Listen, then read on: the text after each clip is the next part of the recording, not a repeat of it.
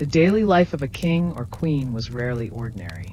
To rule was not just to hold power, but to embody it, and so even the most personal rituals, waking, eating, bathing, or dressing, were transformed into acts of spectacle and ceremony.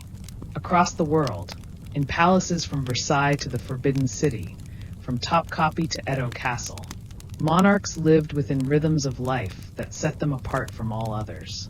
Their days were filled with rituals that were as strange as they were symbolic, blending tradition, politics, superstition, and personal quirks into a lifestyle that modern eyes often find extraordinary.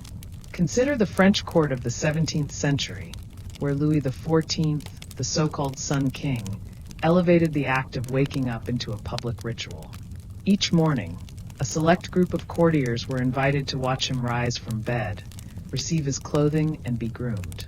To attend this lever was considered an immense honor, even though it involved little more than standing silently while the king was washed, dressed, and fed. To be seen in those moments meant proximity to power, and the privilege of helping him put on a sleeve or handing him a cup of broth could make or break a noble's fortune.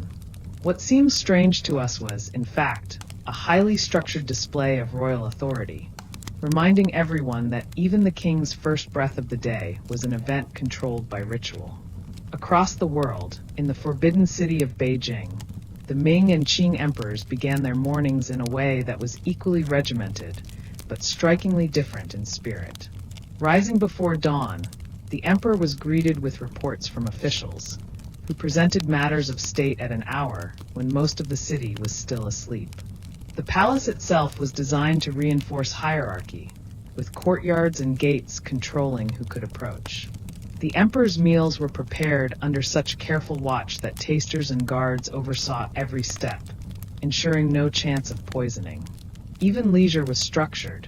Calligraphy, poetry, and the study of classics were expected parts of the day, reminding everyone that the Son of Heaven ruled not only by force but by wisdom. The rituals of daily life were meant to reinforce cosmic order, with the emperor at its center. In the Ottoman Empire, sultans lived a life that blended political ritual with personal seclusion. At Topkapi Palace, mornings often began with the call to prayer, after which the sultan might meet with advisors in the imperial council chamber. Yet unlike European kings, the Ottoman sultans spent much of their daily life within the private world of the harem, surrounded by wives, concubines, and attendants.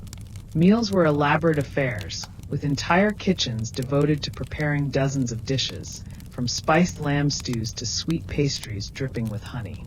The act of eating was both personal and political. Sultans displayed generosity by hosting great feasts, while also keeping an air of mystery, since their private habits were hidden from the eyes of most subjects. In Mughal India, emperors like Akbar and Shah Jahan lived with rituals that were both majestic and unusual.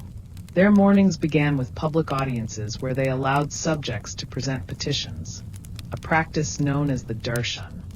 These events were staged with splendor. The emperor seated upon a jewel-encrusted throne, surrounded by incense and music, as beams of light filtered through latticed windows. Later in the day, they often devoted hours to the enjoyment of art, poetry, or philosophical debate. Meals were not simply about nourishment, but about spectacle, with dishes prepared from saffron, almonds, and rare fruits, all served on golden plates. Even their nights were touched by ritual, as court astrologers advised on the most auspicious times for sleep or decision-making. Across these palaces, whether in Europe, Asia, or the Middle East, the strange daily lives of kings and queens reveal something profound. Their routines were not ordinary schedules, but performances of power. The way they woke up, the food they ate, the clothes they wore, and the people allowed to approach them all spoke of rank and hierarchy. To us, it may seem strange that eating breakfast or taking a bath was treated like a state occasion. But for rulers, every act carried meaning. To be royal was to live in a world where the simplest gesture was magnified into a symbol, and where personal habits became a mirror of the state itself. In Japan, the emperors of the Edo period lived in near-total seclusion inside Kyoto's imperial palace, their daily lives marked by traditions that stretched back centuries. Although the shoguns of the Tokugawa clan wielded the true political power, the emperor's symbolic role was preserved in rituals that touched every aspect of his existence. From the moment he rose, his attendants ensured that he followed ceremonial patterns inherited from ancient Shinto traditions. His meals were modest, often consisting of rice, soup, and seasonal vegetables, yet they were prepared with exquisite care, reflecting the belief that the emperor embodied purity and divine descent. Even the arrangement of his sleeping chambers, the folding of his robes, and the timing of his movements were dictated by custom. To live as emperor was not to enjoy unrestrained freedom, but to serve as the living anchor of tradition, a daily life bound by ritual more than choice. Far from East Asia, African kingdoms also displayed their own fascinating royal customs.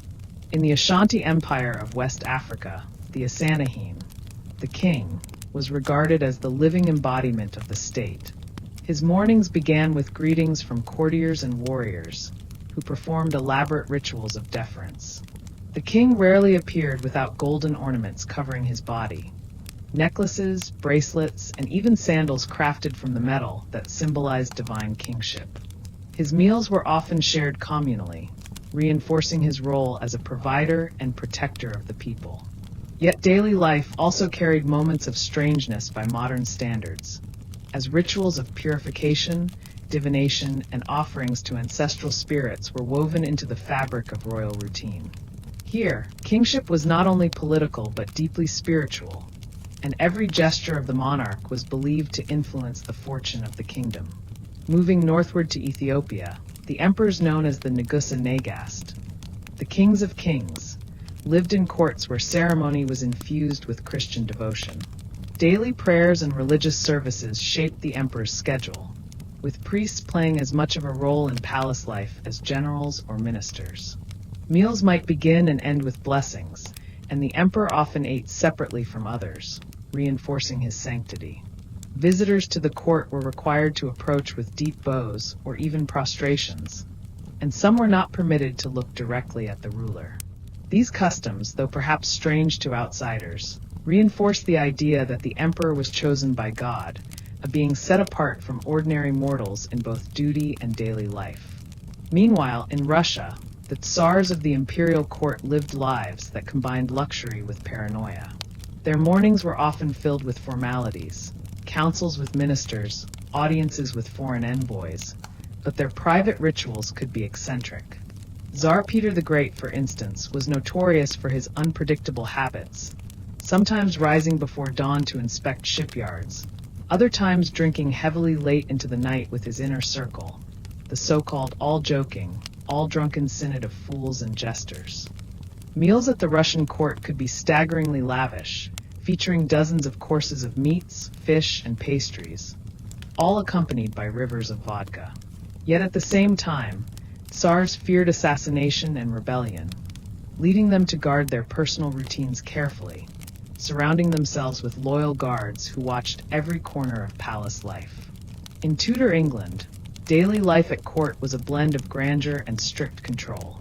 Kings like Henry VIII lived in palaces where hundreds of courtiers vied for influence, and even the act of using the royal privy was considered a privilege reserved for trusted attendants. Henry's mornings often began with hunting or physical exercise, followed by banquets that showcased roasted swans, gilded pies, and sweetmeats. But life in Tudor palaces was not all luxury. Rooms were smoky and drafty, sanitation was poor, and disease spread quickly. Queens like Elizabeth I endured strange routines of their own. She famously bathed rarely, preferring perfumes and cosmetics to cover natural odors, and her attendants spent hours dressing her in layers of elaborate gowns, wigs, and jewels. The act of appearing before her people was never casual. It was a carefully orchestrated performance of majesty. Across cultures and continents, the daily lives of rulers were far from ordinary. They lived in ways that were at once privileged and restricted, surrounded by ceremony that turned ordinary human needs, waking, eating, washing, into theater. These strange habits remind us that monarchy was not only about power, but about image, and that kings and queens were expected to embody something greater than themselves. In the way they lived, they told a story about their nations, their gods, and their right to rule. Food was perhaps the most visible marker of royal life, and yet it often carried rituals and oddities that set monarchs apart. In medieval and early modern Europe, kings and queens dined at massive banquet tables covered in gilded dishes, yet rarely ate alone. Meals were public performances of wealth and generosity, with nobles and ambassadors invited to witness their majesty through abundance. At Versailles, Louis XIV's evening meal, known as the Grand Couvert, was eaten in front of courtiers, musicians, and visiting dignitaries. Attendants served him with elaborate choreography, ensuring that no one ever forgot the Sun King's central role in the drama of court life. Yet for all the spectacle, the actual food could be strange.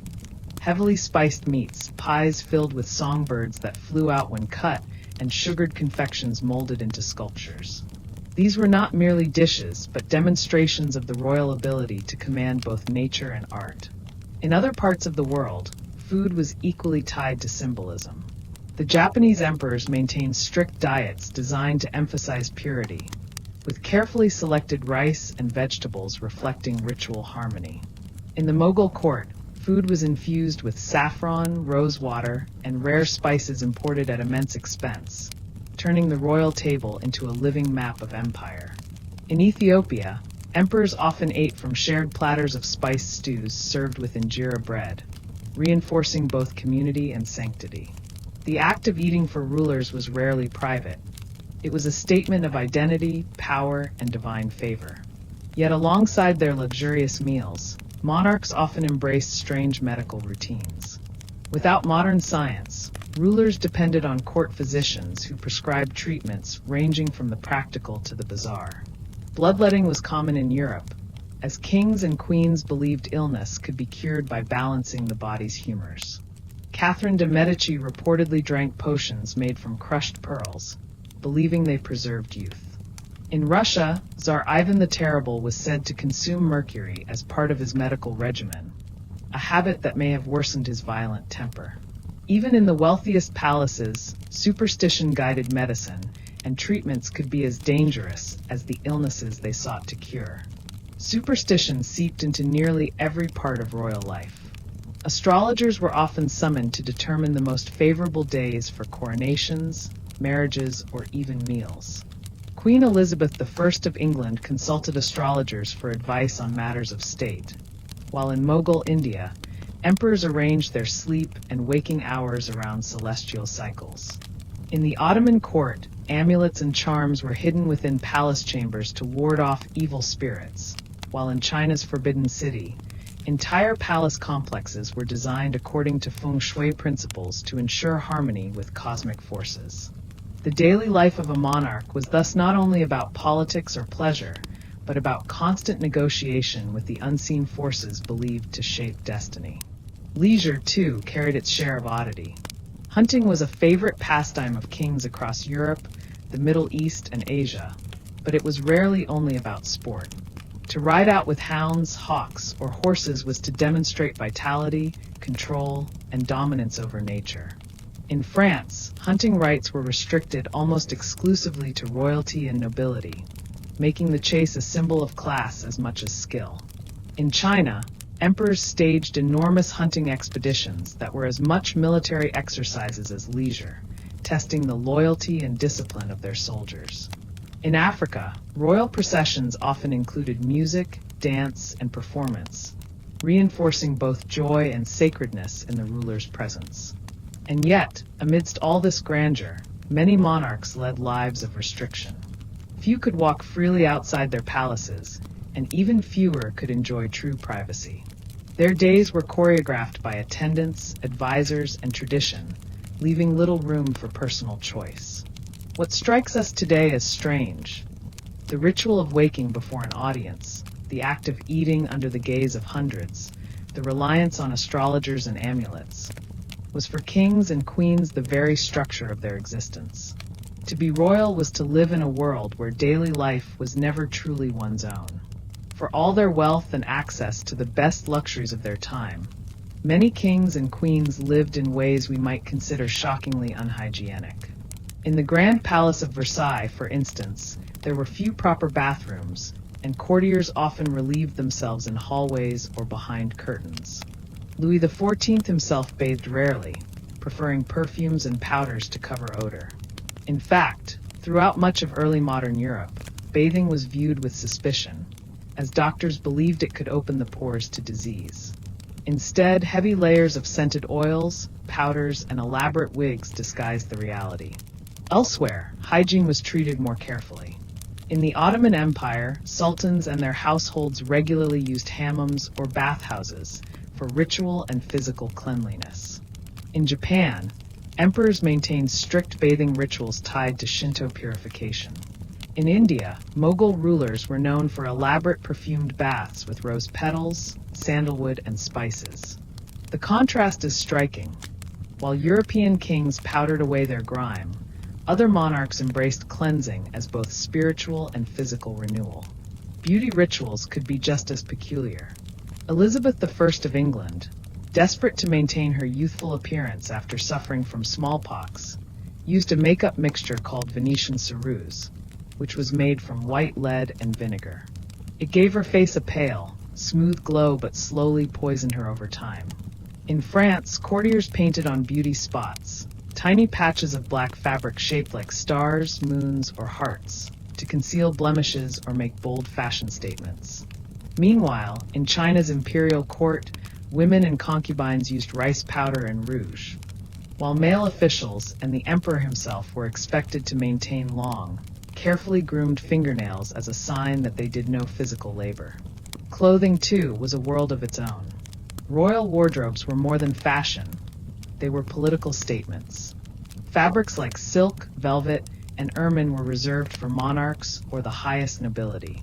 Sumptuary laws in Europe even made it illegal for commoners to wear certain colors, such as royal purple. The Sun King, Louis XIV, once declared that fashion itself was a tool of governance, and at Versailles, courtiers bankrupted themselves trying to keep up with the ever-changing styles he set. In Japan, emperors and nobles wore intricately layered robes known as junahaido, with color combinations chosen according to the season or political symbolism. The mere act of dressing a monarch could be an hours-long ritual involving dozens of attendants. When night fell, life did not grow much simpler. Monarchs rarely enjoyed restful privacy. In France, the ritual of coucher, or going to bed, was a public ceremony for kings like Louis XIV. Courtiers attended as he was undressed and put into bed, watching as if the king's sleep itself held political significance. In England, monarchs slept in vast four-poster beds surrounded by tapestries, guards, and sometimes even attendants who remained in the room. In China's Forbidden City, emperors were so protected that few even knew in which chamber they slept each night, a precaution against assassination. Dreams, too, carried weight. Many rulers believed visions during sleep could foretell political fortunes.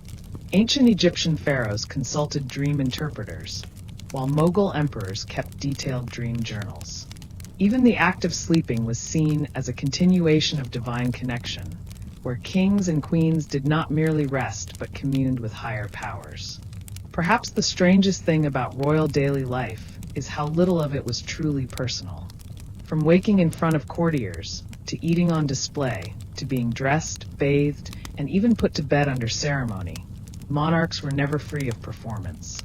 Their daily lives were strange not only because of unusual rituals and luxuries, but because every moment was turned into a symbol. Reminders that their lives were not their own but belonged to the throne, the court, and often to history itself.